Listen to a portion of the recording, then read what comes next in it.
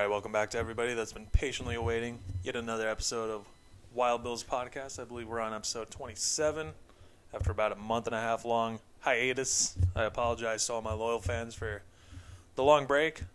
Had to move, got everything all organized inside here. As I'm sure you can notice, it's a completely different setting. This is the new apartment that I got with my girlfriend. Very happy to be here. I think it was time that we had our own space, so we went ahead and did that. Got hired onto a film project, which was okay. It was a good experience to get back out there and be creative with the skill set, the network that I have. Took a trip back home also. So that was a busy month and a half. Since then, the Cubs season has ended, obviously. No playoffs in Craig Counsell's first season. I think overall takeaway from this whole past season of Chicago Cubs baseball is that Craig Counsell is very passive. He obviously had a great roster to work with in Milwaukee, and that's not something that the Cubs have. Milwaukee obviously got bounced in the wild card round. This is all after the MLB playoffs. About almost a week after the Dodgers won the whole thing. Yeah, there was absolutely no help from the bullpen when the offense was putting up runs. The offense wasn't putting up runs and giving run support to the pitching when things were lining up. Really, the only thing that we can be happy about and be hopeful for the near future is Shota Imanaga. Justin Steele, whenever he's healthy. I know he had some nagging issues throughout the entire season. Seiya Suzuki was super underwhelming. Ian Happ wasn't living up to his expectations. It was cool to see Pete Crow Armstrong kind of make flashy plays, pump a little electricity into the fan base, but not enough to really, change the trajectory of the team at all. So that's pretty unfortunate. I think pitching obviously needs to be a big priority coming up this season. For 2025. I already missed Cubs baseball. I was able to catch a game at the final homestand. It was the Friday afternoon game. About an hour and 48 minutes was the total runtime for the game. The wind was blowing in about 20 miles per hour, which is crazy. I've never been to a game where the wind was playing that big of a factor. Excuse me. Dude, every ball was getting hit just right at somebody. So I didn't mind it. I didn't mind the experience at all. Got exactly what we came for, just the Wrigley experience. Didn't spend too long in there. Got out of there, went to the bars, had a few drinks, met up with a few of my high school friends if they are watching this. What's up, guys? That was a good time. Yeah, man. Super disappointing for the Chicago Cubs.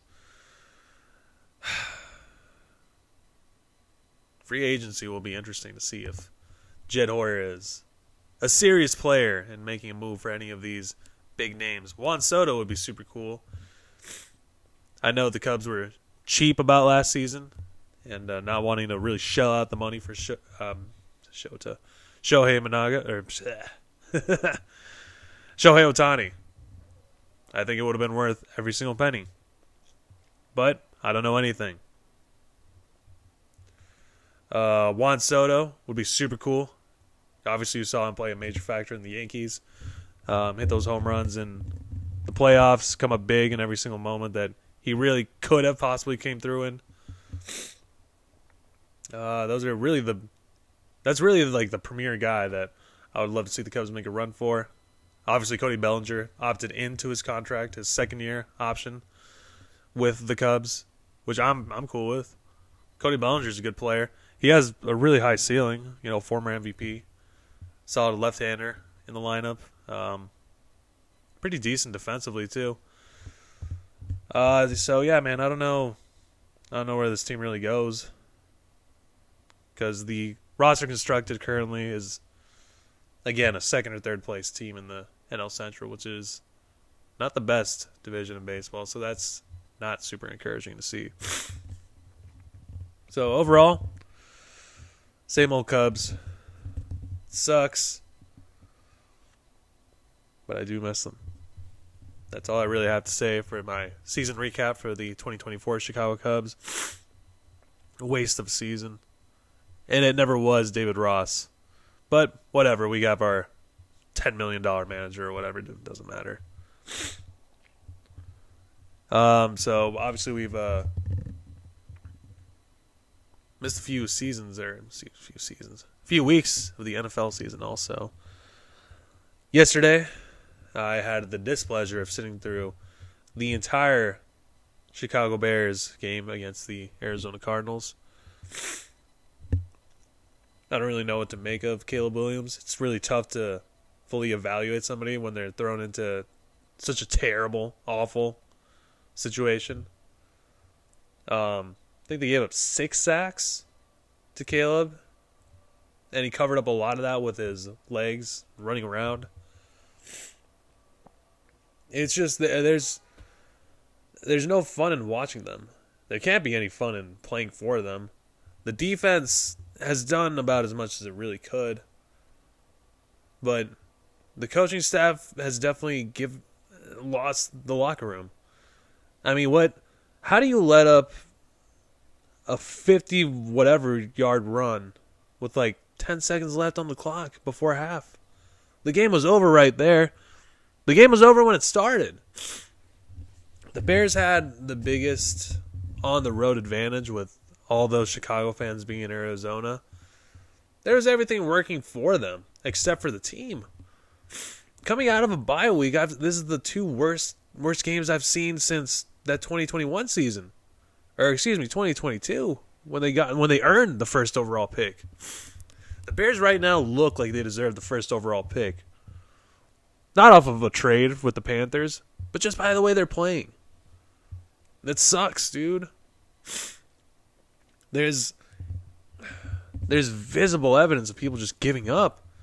Eberflus coming out of the half. Oh, the score is what the score is. We have each other. I almost threw up, dude. How do you as a grown man say that to a group of other grown men? This isn't a college team. This isn't a high school team.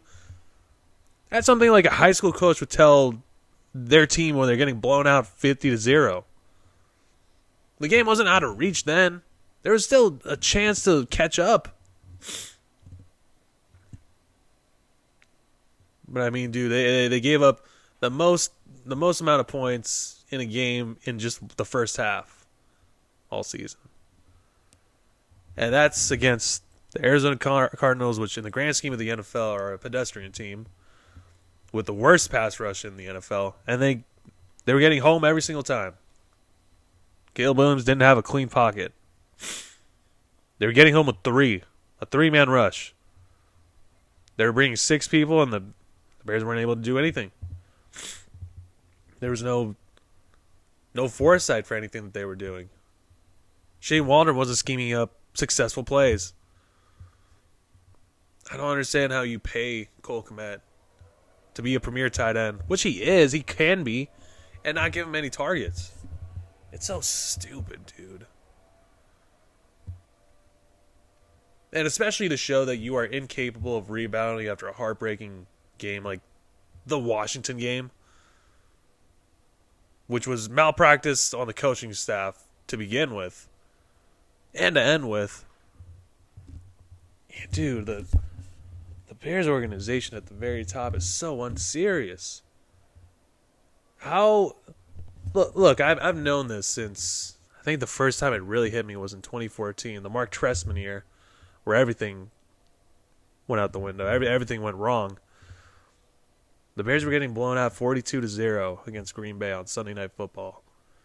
And Monday morning, Mark Trestman was still the coach. Tuesday morning, Mark Trestman was still the coach. Until the end of the season, Mark Trestman was still the coach. If the Bears were a serious team, they would have let us know right then and there that Mark Trestman would have been shown the door, would have had to get his own taxi back to Chicago to pick up his things and go back to Canada. But that was my first sense of reality with the Chicago Bears, knowing that George McCaskey, I was about to say George House. No, that guy's cool. That guy's chill. He'd be pissed too. George McCaskey is not a serious person. He's been on record as being not a football guy, which is crazy. Crazy. This man has never worked a day in his life. His grandfather gave him everything through football, and he himself is not a football guy. It's pathetic.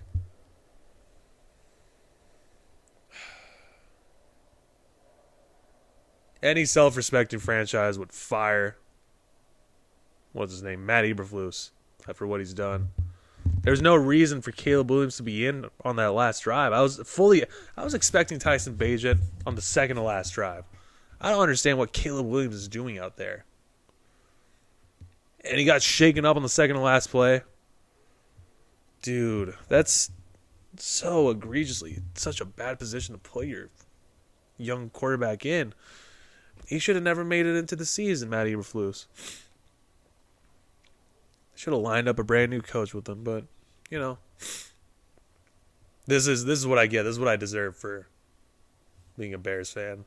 This is the life that I chose, and gosh, I'm gonna suffer for it, I guess. Surely they'll, just off of a talent aspect, outplay the Patriots this upcoming week in Soldier Field. The Patriots are obviously not having a great season by themselves. I'm sure they'll play hard. I'm sure they're going to care a lot more about their team than the Bears do. I'm sure Gerard Mayo is much better at rallying his troops. But I'm just getting sick while watching these games. So that's what I got. Time is a flat circle. The Bears suck. That's about it. Congrats to the Dodgers. I do live in LA. It was cool to see all the fireworks go off when they won the World Series. They deserved it. They were the best team in baseball from beginning to end. They spent the money, and they got what they asked for and what they deserved. So, congrats to the Dodgers. Always great to see the Yankees lose. The Bulls and the Blackhawks season has started. I have not paid attention to it. Probably won't for a little while. Definitely need a little break. From what? I don't know. But give me a sec. What else do I got? I got a pretty nice video game set up in this new spot. Started playing Silent Hill 2, the HD remake. People say it's the worst port of that game. I have no frame of reference, so I'm enjoying it so far. Not gonna lie, I'm the biggest baby when it comes to anything scary, so this is me kind of finding myself outside of my comfort zone. I'll report back to you guys how that's going. I've also been replaying Batman Arkham Asylum. Classic game. Great game. If you guys haven't gone out and played it, and you have the bandwidth to do it, since I know we are all adults and have very important things going on in our lives. For example, I have this. If you got some time to play Arkham Asylum, go ahead. It's a fantastic game, and I highly recommend it. So that's my brain is just occupied by self-hatred as a Bears fan, and that's how I'm going to be going forward. Spring training cannot come soon enough. Until then, this is Wild Bill, and it's over.